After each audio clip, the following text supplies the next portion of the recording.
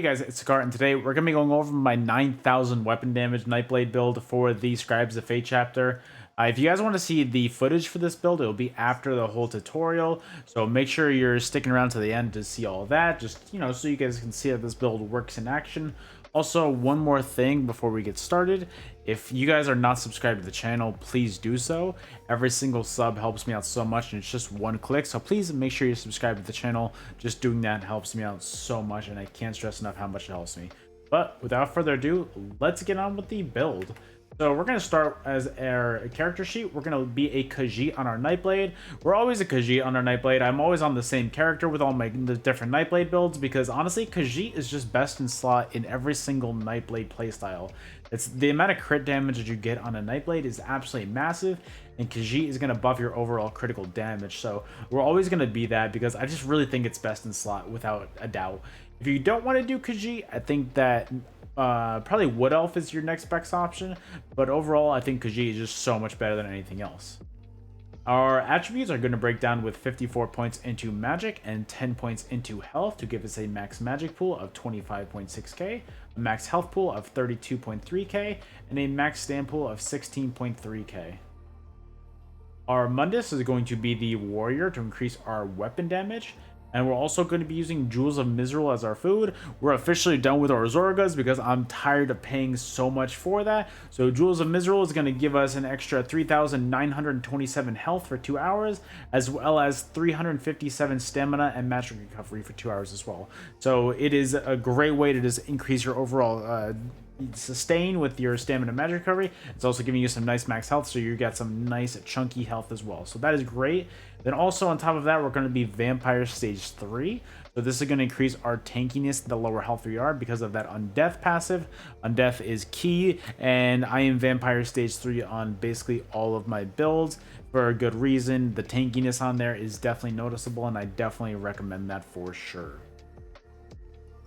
Our gear is going to break down like this. Our helmet, well, our monster set is going to be Balorg. So we're going to be using double medium head and shoulders for Balorg, both divines and both with prismatic enchantments on. Oh my god, I can't even talk today.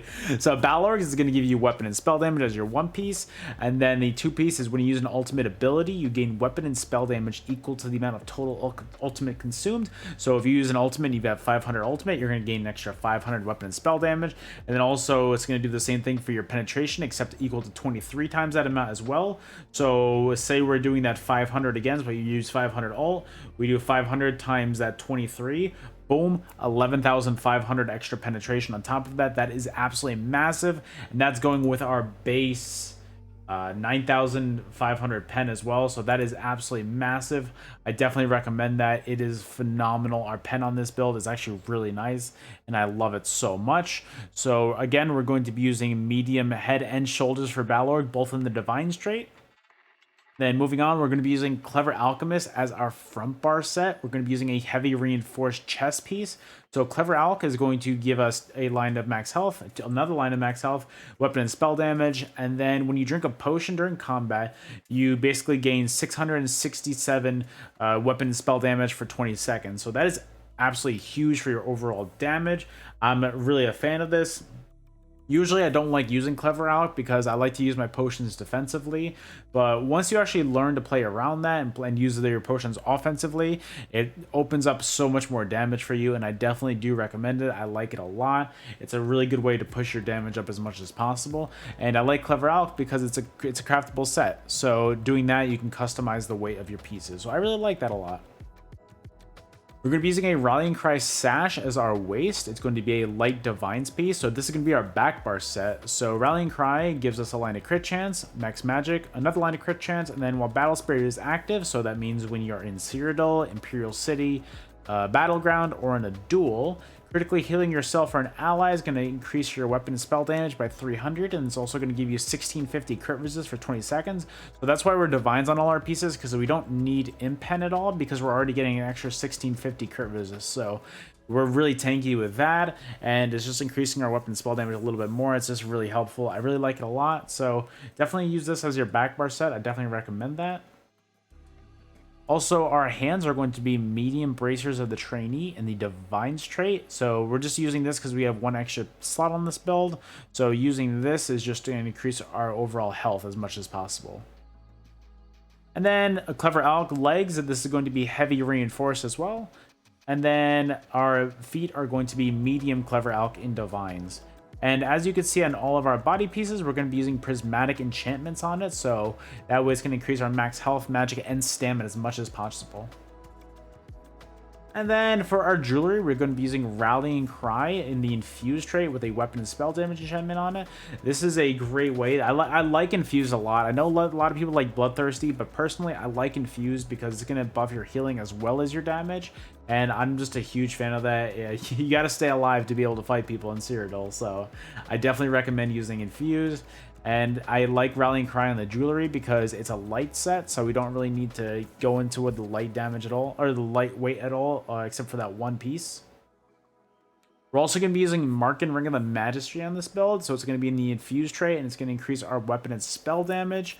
So this is another great way to increase your max damage as much as possible, and your tankiness. So Markin is going to give us an extra line of 200 weapon and spell damage, and then 14 armor as well, so it's giving us 200 extra damage. It's also going to make us a little bit more tanky, so I really like Markin on this build. I think that's great, and I just really like the way it works. And then our other ring is going to be Rallying Cry in the Infused trait with a weapon and spell damage enchantment on it as well. Our front bar weapons are going to be Clever Alch Maces. Our main hand is going to be Nirnhoned with a shock damage enchantment on it, and our offhand is going to be Sharpened with a physical damage enchantment on it. We could bump that weapon damage even higher. That way we can get that clickbait title even more. It's like, wow, 9k, we could push that up to 10k.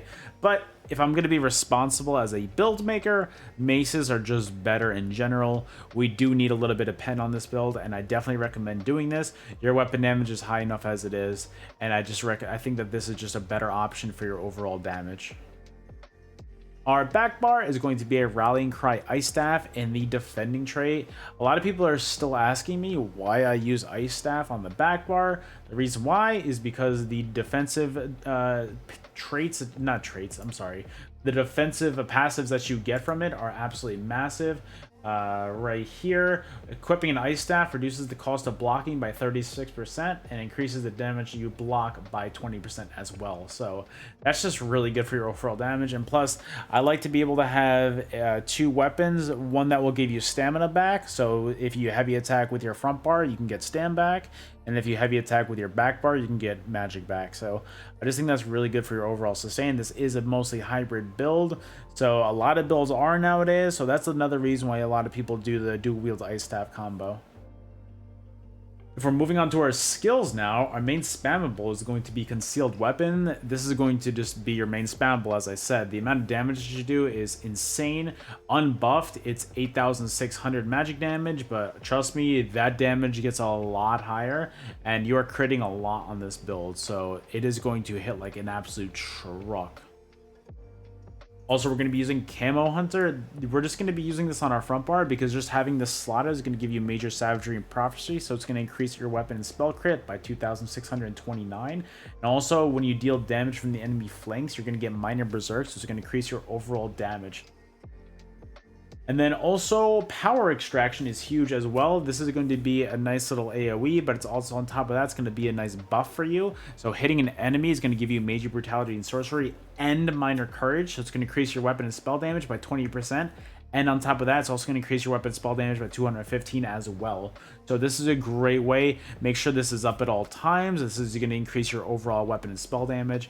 And it's going to make sure that you're just hitting a lot harder and your heals are a lot higher as well.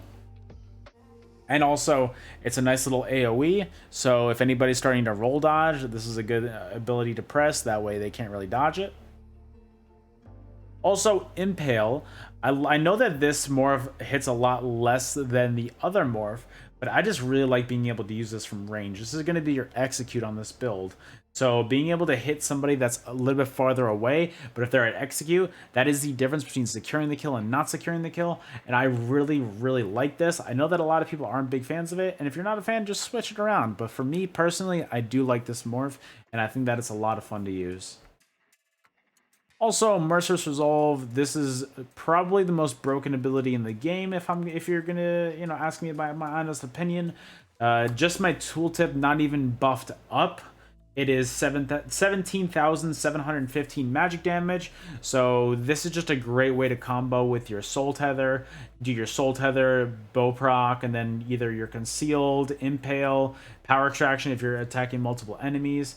This is just a great way to just delete people, especially players that don't have much defense.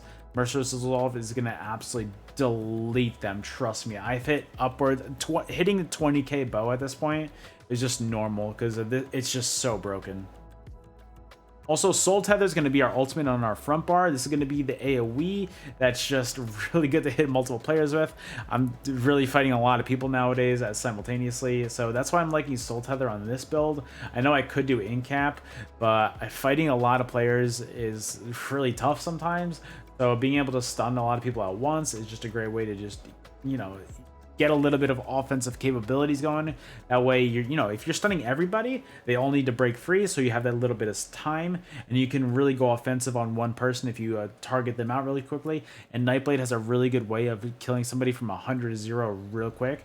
And I just think that the Soul Tether morph is just definitely worth it right now. I think Incap still hits really hard, yes, but I like Soul Tether for the absolute utility of being able to go offensive on multiple enemies. Back bar, we're going to be using Leeching Strike. This is going to be the morph that's going to be giving you stamina back. And then while also doing it, your light and heavy attacks are going to heal you for 13 health. And it's also going to restore stamina as well. So doing a heavy attack is going to double the value. And I definitely like this a lot. This is a great way to keep up your overall sustain and healing.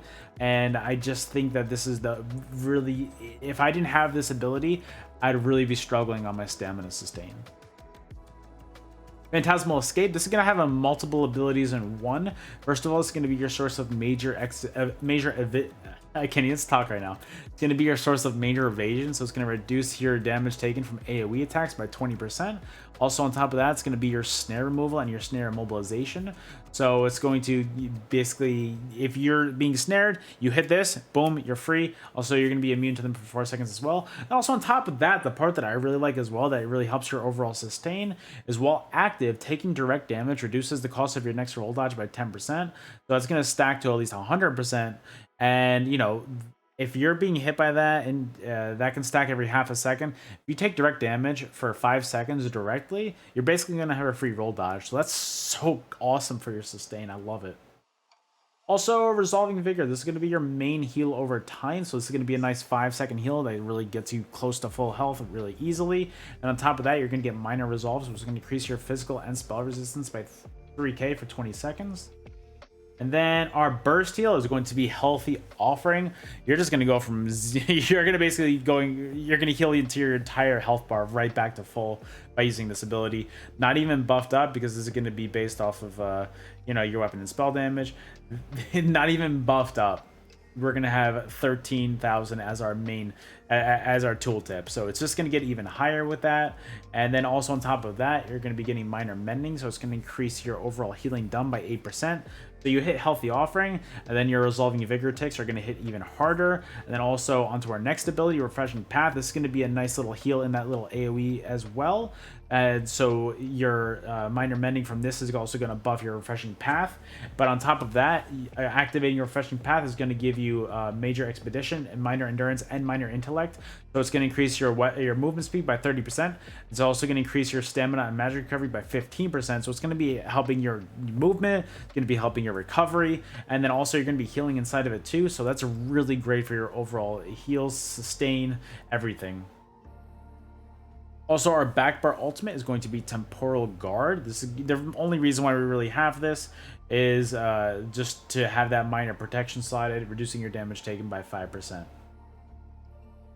Onto our champion points, though. Our blue slottables are going to be Fighting Finesse, Master at Arms, Focus Mending, Ironclad.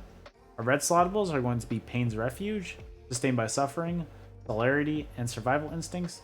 And the only things I really care about in the green tree are Breakfall, Rationer, and Liquid Efficiency. So real quick, guys, if I'm going to go over here, so this is my friend's house real quick. Actually, I could just go to the front like this. Boom, easy. This is my friend's house real quick. So I'm just going to show you guys my weapon damage. So if you guys see in the middle of the screen right there, that 4,148, we're going to try and increase this as much as possible right now. I'm going to do this live. I don't know if I'm going to be able to get to that full 9K the first time because I am not in a zone where I have Battle Spirit active, so I'm not going to have that extra 300 weapon and spell damage for my Rallying Cry buff, but, you know, just imagine I do, basically. So we're basically going to buff up, hit on that, hit a few light attacks, that way our Merciless Resolve is fully up, making sure our potion's up on our front bar. So without our 300 weapon and spell damage, we get to about 8K, which in Cyrodiil it gets a lot higher, and overall that damage is absolutely nuts, especially when you have 8K on there. That is absolutely massive for your overall damage. So if I'm just going to look at it, our tooltip there is 12,000. A tooltip here is 17,000, and that's not even fully buffed up. I don't know who this is. Get away from me. I'm recording a video. Get away from me, Mace. Get away from me. God, these people, man. These people. But overall, you can see that the damage on here gets really high, and all of it stacks up tremendously. And I definitely recommend, you know, trying that out for yourself, especially in Cyrodiil, because you can get that Battle Spirit active, and then you're going to be able to get your Rallying Cry buff. But overall, I really like it a lot. I definitely recommend it. The damage on this is really high, and I really hope that you guys enjoyed it. Again, one last time, if you're not subscribed to the channel, please make sure that you are. It is the freest way that you guys can support me. I can't stress that enough. The more subscribers, it is just better for me. So please click that one button. I can't stress that enough. It would just be huge, and it just helps me out tremendously. So that is it for me, guys. If you want to see builds like this live in action, or just me building stuff like this, because I build just stuff like this all the time on my stream, catch me live at twitch.tv/Sekaar. The link will be in the description, so come stop by, say what's up. But that's it from me, guys. I really hope that you enjoyed the build, and I will see you guys on the next one. Later.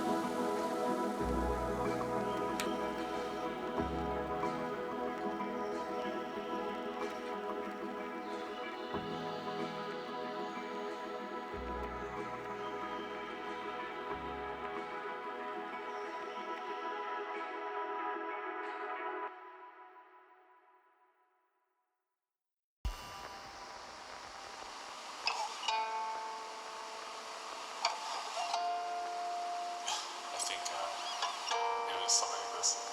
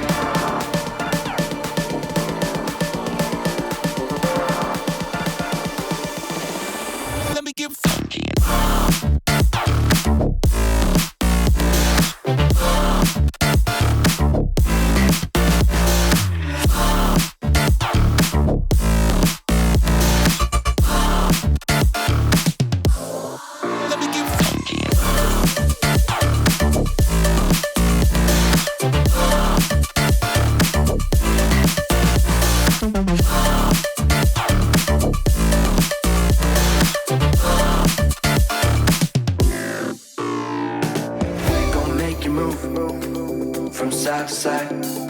We gon' make you lose all inside your mind. Oh, we gon' get you through this just for one more high. So baby, let's orbit tonight. We gon' make you move from side to side. We gon' make you lose all inside your mind. Oh, we gon' get you through this just for one more.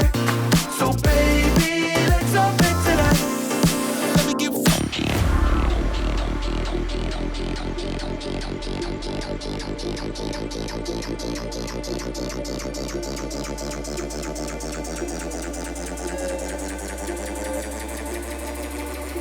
Let's lose our minds.